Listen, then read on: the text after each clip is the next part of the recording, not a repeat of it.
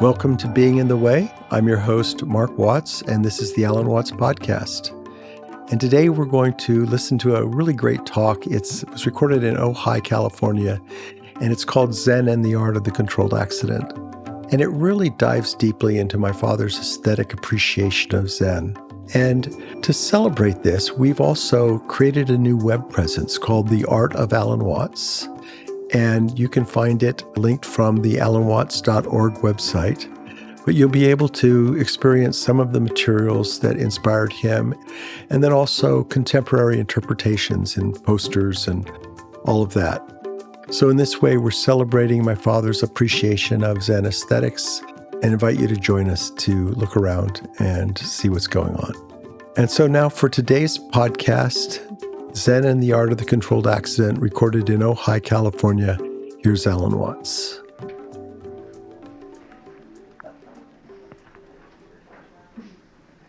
I have entitled this seminar, Zen Buddhism and the Art of Controlled Accidents.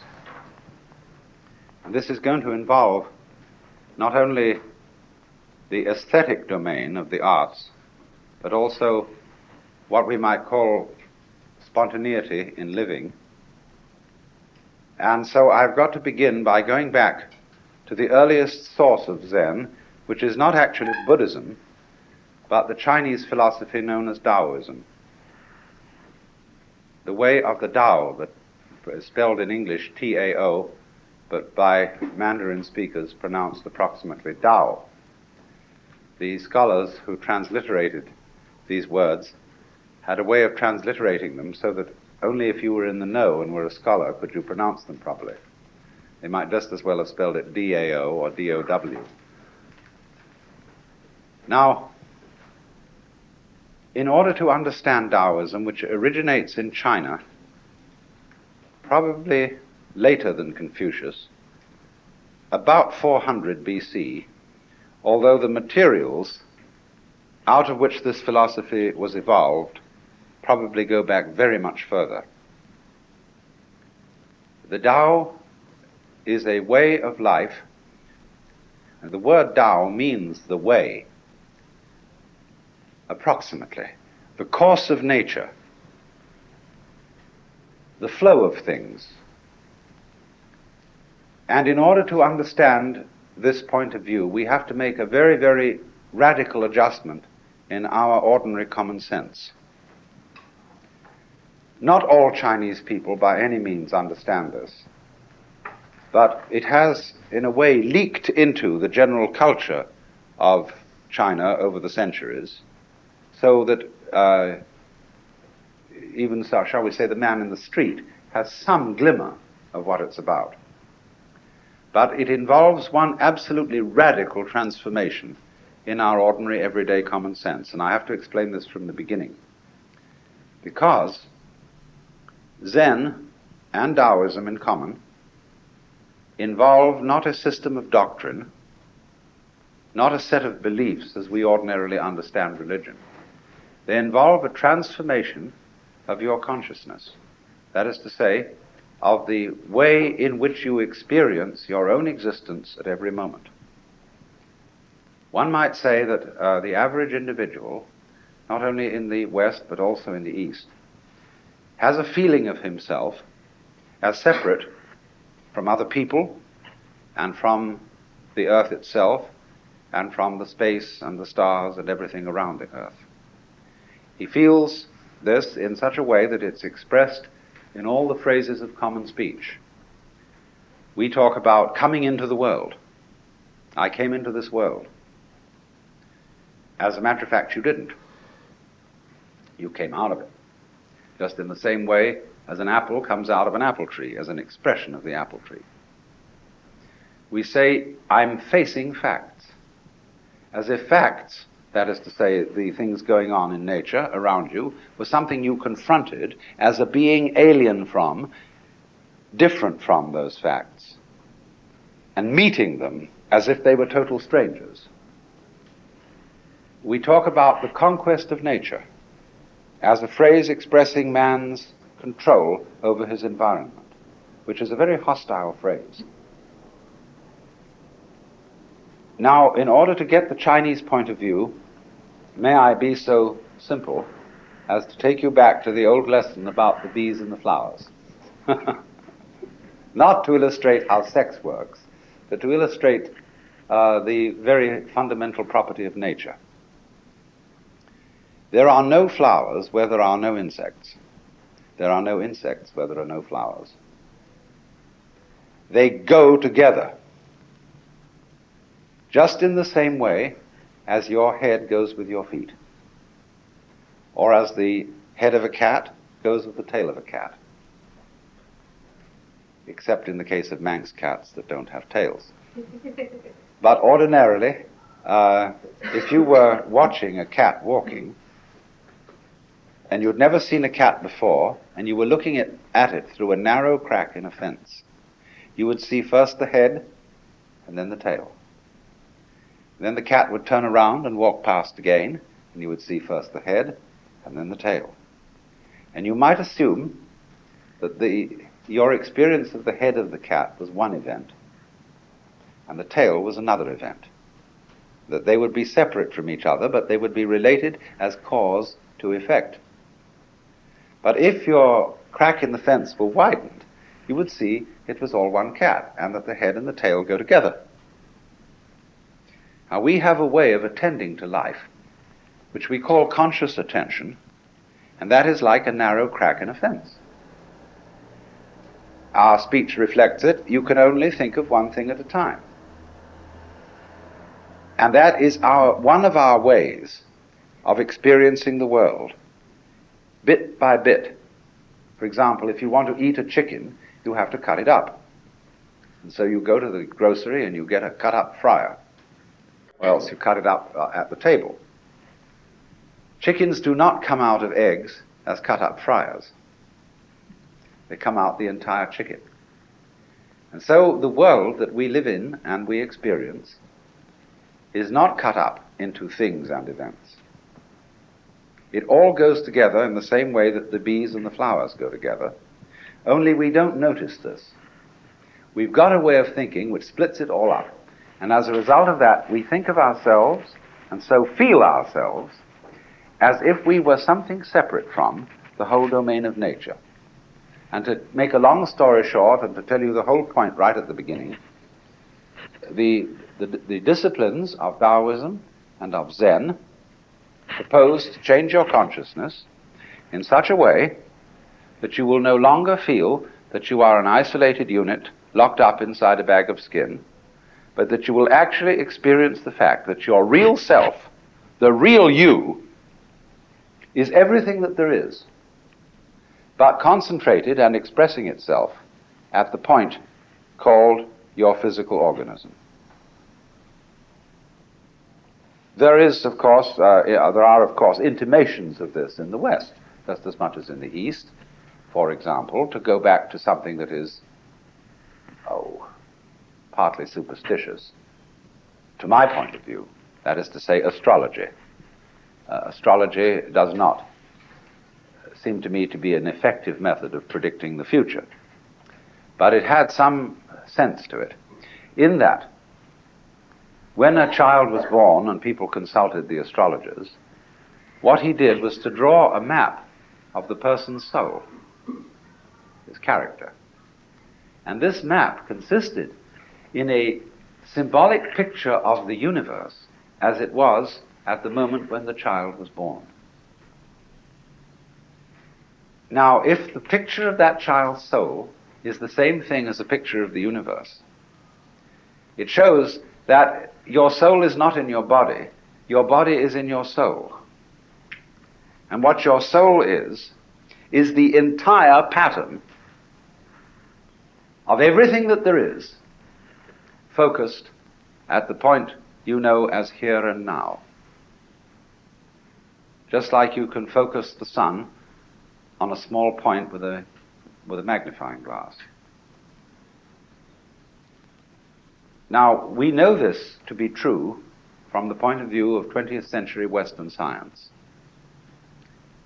The science of ecology, which studies the relationship between organisms and environments, is very acutely aware in an intellectual way that an organism, whether human or animal or insect or plant, it doesn't matter what it is not merely something in an environment, like you might say you are in this room, but the organism and the environment behave together.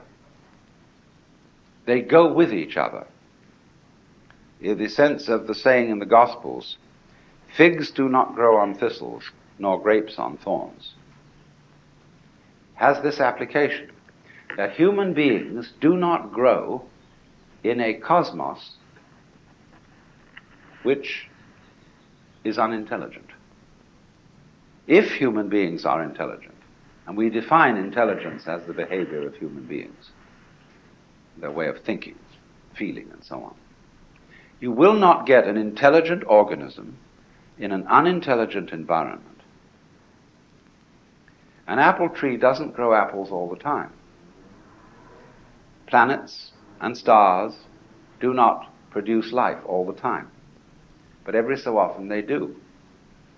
So if an apple tree may be said to apple, this kind of universe in which we live peoples. It's a peopling world, and we go with it. But the problem, you see, is we don't feel that in the ordinary way. We feel strangers in the earth, and so talk about the conquest of nature and facing facts and all that nonsense.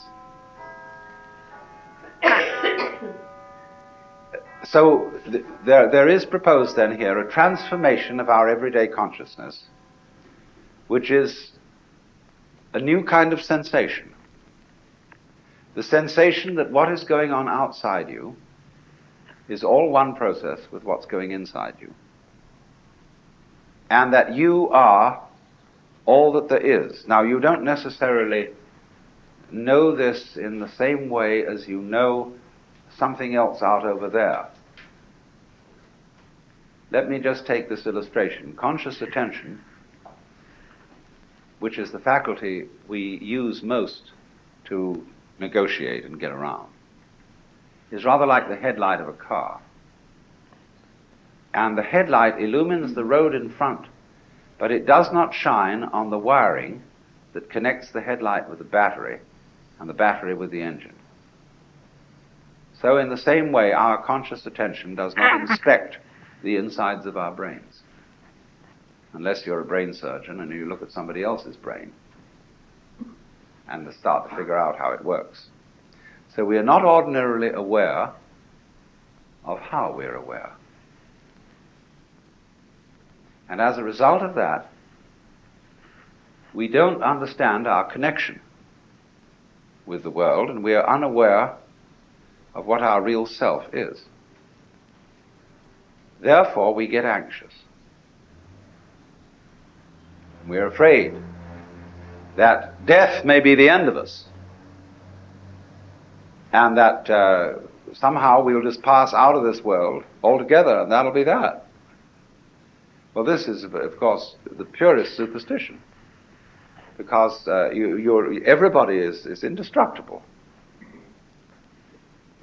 We, as individual organisms, as what we call physical bodies, we come and go like leaves on a tree, but there's the tree. And you are the tree. In the saying of Jesus, I am the vine, you are the branches. But that I am, before Abraham was I am, is the self, and is what the Hindus call the Brahman, and the Chinese call the Tao. And the Tao is curious word. It's done more or less like this.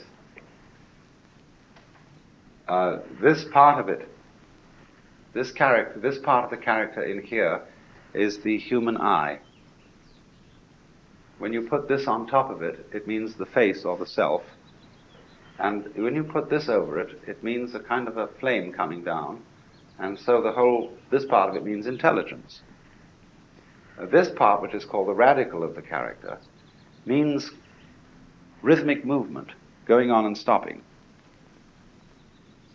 And so The basic idea in this is that life is a dance, a flowing dance, which consists of going on and stopping, that is to say, what the Chinese call yang and yin. Yang is the southern side, or the sunny side, of a mountain. And it's written this way.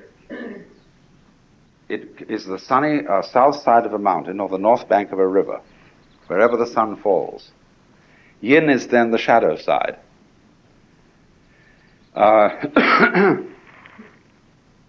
Now imagine a mountain with only one side. Nobody can. A river with only one bank.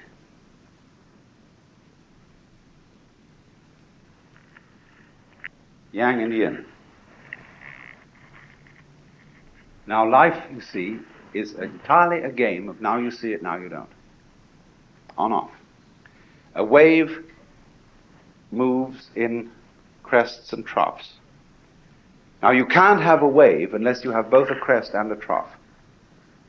This is true in hydraulics, in terms of water, in electronics, in terms of physics. Without the one, you don't have the other. And so the relationship between these two things is called, this is the most important term there is in Taoist philosophy, is called mutual arising. And it's done like this. This is the most important idea in the whole thing. This character means reciprocal or mutual. And this is based on an old ideogram for a plant growing, arise to come into being. And the fundamental idea is that the yang and the yin come into being together. You never find one without the other. There's a sort of secret conspiracy, like Tweedledum and Tweedledee agreed to have a battle. So that although they are different, like front and back are different, high and low are different, being and non-being are different, nevertheless they always go together. So that to be or not to be is not the question. See, it is the question for the West. For all existentialist thinking, to be or not to be, that really is the question. And therefore man must necessarily be anxious, trembling always. The moment he knows that he is, he faces the possibility that he might not be. And so he trembles. But for Chinese thought, to be and not to be, this is a phrase from the Tao Te Ching. They put it this way. They have, see, I'm going to amplify this. To be is written thus. And it also means to have. And not is written thus. So, to be, not to be, mutually come to arise. And now that's the point. Now, if you don't know that, you're anxious. Because you're always afraid that the darkness or the not being side might win over the light or the being side. But once you get the secret that they are inseparable, and that you couldn't have nothing without something, you can't have space without solids, and you can't have sounds without silence. Because what we call sound, if you have a continuous sound, the sound of a note, is actually a vibration. And it's on, off, on, off, on, off, on, off at a terrific speed. So they see the world as the yang and the yin, the on and the off, as inseparable brothers or lovers, if you want to put it that way, because they always say the yang is male and the yin is female. Inseparable lovers that are always there, although they may move at different vibrations. For example, the vibration of a sound, the yang and yin alternate very rapidly. But in terms of the birth and death of galaxies, they go from our point of view very, very slowly. Billions and billions of years. But it's the same process. Long or short makes no difference. And you see, therefore, that constitutes the fundamental Chinese view of the world. The Hindus have the same thing in other terms, but we're not discussing that today. So, because of this, then, the individual person comes to feel that he is not something strange in this world. He comes to feel that he's an expression of it, and that the world is himself rather than his physical body alone. His physical body, yes, that's you, and it has a certain degree of independence. But it's an expression of the whole thing in the same way as a wave is an expression of the ocean. See, the ocean waves. It says, yoo-hoo, I'm here. So in the same way, the whole cosmos waves with you and says, hi. And to the other waves, hello, glad to meet you. But we are all really the one center, expressing itself, playing in an infinite variety of ways. Now then you say, well, what does this lead to in terms of practical consequences? Well, it leads to a respect for the external world as one's own body. It leads to knowing how to get with it, knowing how to do things, to act with the grain rather than against the grain. The most important lesson that ancient China has to teach the modern West, the modern technological West, is how to get with it. Because you see, we have in technology this fantastic power for altering not only the external environment, but for altering ourselves. We can, by technology, by neurological surgery, and by drugs, and all sorts of things, we can change our own brains and begin to interfere technologically with our own characters, let alone the external world, the way we push that around. So in order to do this properly, you have to have a non-hostile feeling between yourself and what you're going to control. You have to feel one with it. Now let me give you just a certain practical illustration of this. All over California, there is vast building going on because we have to take care of a very rapidly expanding population. We live in an absolutely gorgeous natural environment. In a place like this, here it is, just beautiful. Now, the most asinine thing for us to do would be to live in this lovely environment and spoil it by living in it. That's ridiculous. So if you are a skillful architect who works on the principle of the tradition of Taoist and Zen architecture, you go to your environment, let's say it's this great hill here, and you say to it, good morning. And you even bow so to it. And say, I want to live here, but what kind of house would you like to have on you? Well, the hill says, I would like a house that will disrupt me as little as possible, because I have a game going on here. I have a huge complexity of plants and insects and small animals that manage to keep this hill here. All these plants retain the hill. They prevent it from falling down. And they prevent avalanches and all sorts of things like that. So the hill suggests to the sensitive artist or architect to build a house that does not interfere with the ecology of the hill. And so he thinks, now, how will I do this?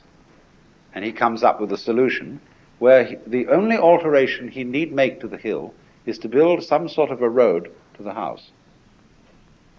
But actually what we're doing instead of that is we're going into our hills with bulldozers and we're terracing them so as to make room for houses that would be appropriate on flat land and put them in the hills. Now we need the flat land for agriculture. All flat land anywhere available in California should be farmed, and people should live in the hills. But in order to do that, we've got to understand how to treat hills. You see? So if you look at the way the hills on the north side and the east side of Kyoto have been civilized, why, they never did any of that thing. They have the most beautiful way of concealing houses in the hills so that you hardly know they're there. They don't have any bulldozers. And the way the farmers have adapted their land to the landscape and done contour farming in the hills, it's exquisite. So that a country of which 80% of the land is non-arable because it's mountain has been made, in combination with the sea, 80% self-supporting. It's simply fantastic. They farm the sea, they eat seaweeds and things that we don't eat, and all along the California coast there is a fantastic abundance of uneaten food. Kelp. If you know how to cook it, it's just great. But we have to learn these lessons, you see, in order to get by, because we're going to have a terrible time if we don't learn them. So this is the principle that is called in Taoist philosophy Wu Wei. And this, again, second to this other expression here that I gave you, mutually arising. Wu Wei, we'll do it this way. Wu, again, this is the not character, the negative. Wei. This means not to force things. That's the best English translation I've come to read. It's sometimes translated not doing, no artificiality, no interference. But our word forcing, as when a forced laugh, forcing a lock, forced behavior, forced kindness, forced love, in that sense forcing, don't force it. So it means action in accordance with the character of the moment and of the circumstances in which you're acting. You see, you can't not interfere with the world. Everything you do interferes with your environment. And nobody knows this better than a chemist or physicist, because he realizes, especially the physicist, that whenever he so much as inspects the behavior of electrons, the things he has to do to inspect their behavior alter the way in which they behave. In other words, shine a light on something to look at it, and that bombardment of light affects it, especially at the nuclear level. So in another way, let's say you put fertilizers in the soil, and that alters the ground. Now, ground that has had fertilizers put into it is not the same kind of ground as ground that hasn't. You understood the ground before you put the fertilizers in it and decided what to put in. But after you've put in it, you've got to study it all over again to see what's happened, to know what to do next time. And you see, this constantly keeps moving. To know things is to change them. You cannot not interfere. So the idea is to learn how to interfere skillfully. That's the meaning of Wu Wei. Now then, there comes one other term that I have to discuss with you that is, this thing is, you see, mutually arising. In other words, everything goes together. You go together with your environment in such a way that you and your environment are one being.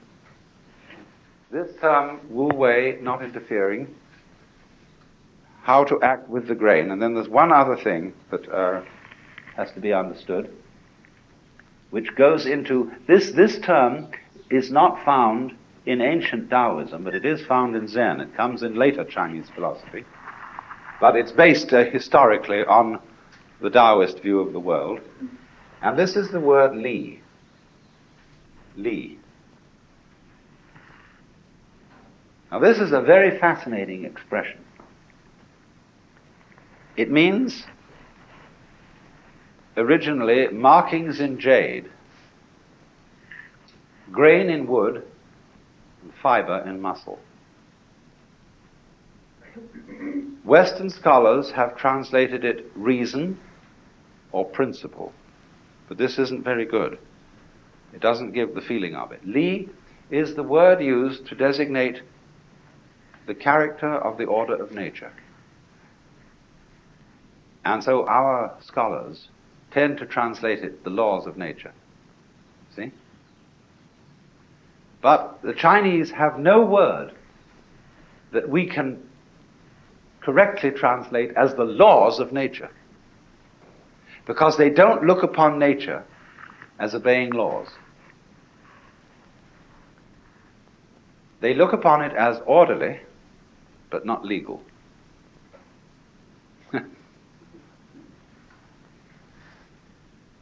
They do have a word for law. The word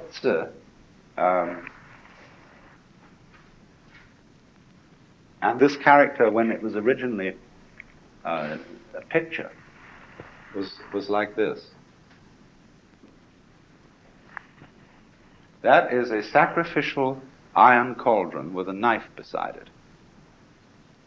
Well, many, many centuries ago, there was a certain emperor who wrote the laws of the country, had them caused to be inscribed on the sacrificial cauldrons, so that when the people came to offer sacrifices, they would read the laws inscribed on the cauldrons. But he was told by his sages that that was a very wrong thing to do, because if you write the laws down, people start fighting. And we know this, don't we, all too well. See, in our jurisprudence, lawyers will talk in their conversation about different judges. They will say, well, this kind of man has a good sense of law, he knows the book, but he has no sense of equity. He does everything by the book. Whereas a good judge has a sense of equity, which means that he knows that circumstances alter cases. But every case is different. And he is a kind of person, we would say, who has an innate sense of fair play. Now, you cannot write down the rules of fair play. It's too complicated to be put into words. Just in the same way exactly that we cannot describe our own nervous system. It's too complicated. And will always elude us, although we'll get somewhere near it. All right, now, the judge who understands equity goes beyond law, because he is informed with this principle, Li. And Li, meaning the markings in jade, is like this. When you get a piece of jade and look at its markings, you don't think of them as chaotic. When you see a dirty old ashtray with cigarette butts in it and rolled up bits of paper and pieces of Kleenex and things that everybody's throw away, you know that that's a mess. And you don't want that kind of a mess around. You get rid of it. But when you look at the patterns on rocks, or the shapes of clouds, or the outlines of trees, you've got something which isn't orderly in the sense of being symmetrical. It doesn't form fours, you know? But you know it's beautiful. And so the painter, in the Western tradition, has copied clouds and trees, and everybody, when he copies clouds and trees, they say, well, that's a picture, I know what that's about. But clouds don't mean anything. They're not a picture of anything, they're just clouds, they're just clouding. And so the poem, blue mountains are spontaneously blue mountains, white clouds are spontaneously white clouds. They just do that, you see, that's their game. But they are definitely something that we recognize as having an order and not being chaos. But we can't quite pin down wherein that order consists. We know it is order. And we can analyze it physically, chemically, and we can find out a lot about the behavior of surface tensions, which are a way of explaining why bubbles in water form the way they do, why clouds form the way they do, etc., etc., etc. But what we get is only an approximation to it. Like, for example, when you measure a piece of land, you're a surveyor, and you reduce it to so many small triangles, and you measure those triangles, and that measures the land. That's only an approximation to what's actually there. Fine, so far so good, but we never quite get it. So there is this always ungraspable, indefinable principle of order in things, which is Li. And that explains why Chinese art appreciates in all that it does a certain element of the uncontrolled.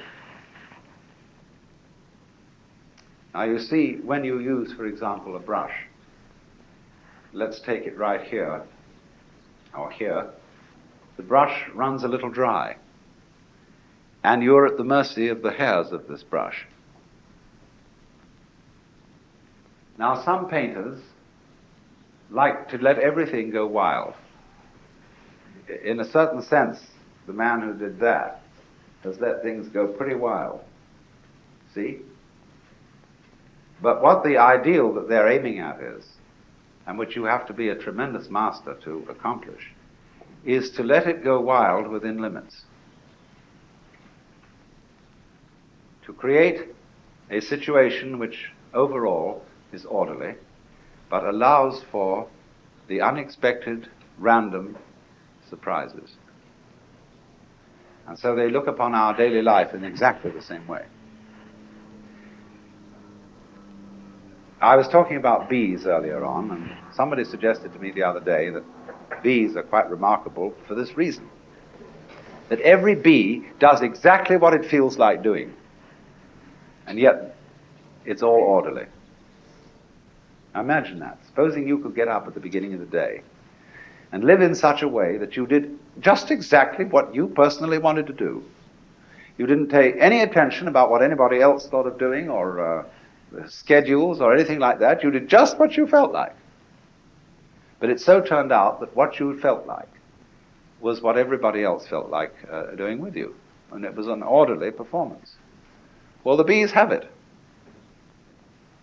And so to follow the Tao is to acquire the art of doing exactly what you feel like doing.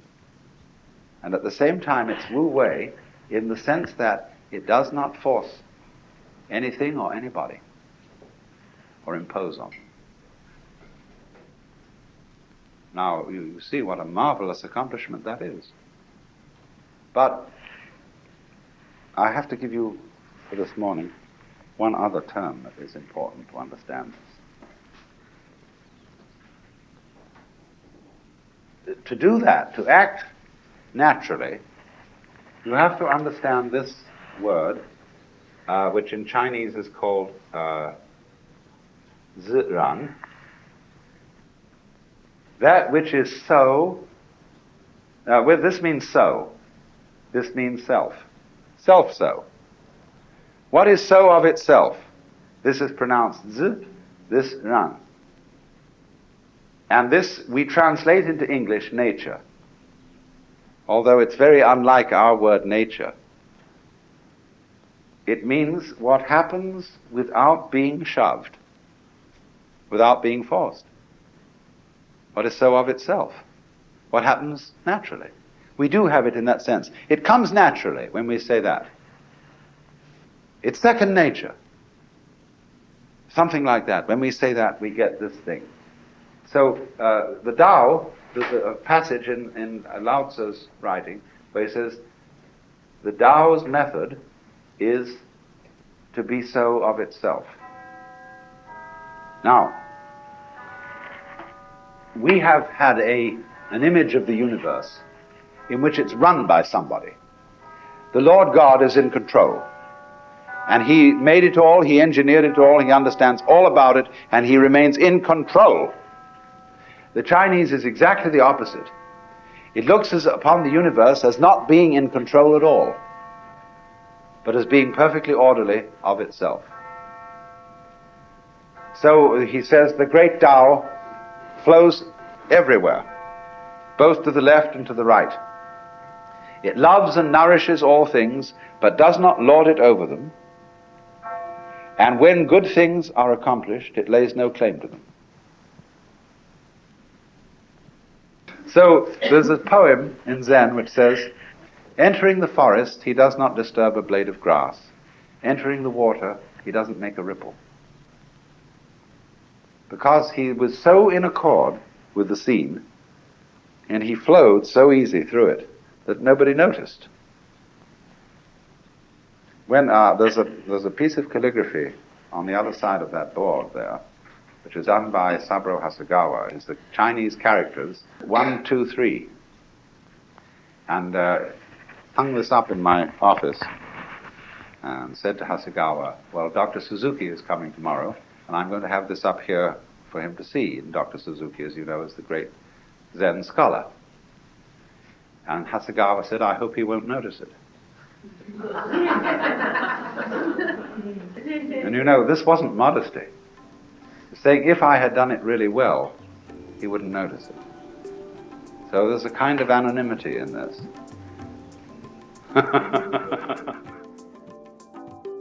You've been listening to Alan Watts in Zen and the Art of the Controlled Accident. This recording and podcast was produced in cooperation between the Alan Watts Organization and the Ram Dass Be Here Now podcast network. Our music today is by Zakir Hussain from the Rhythm Experience album, released by Moment Records. Please visit the alanwatts.org site and also the Art of Alan Watts site for a playful interaction with the themes that Alan expressed today.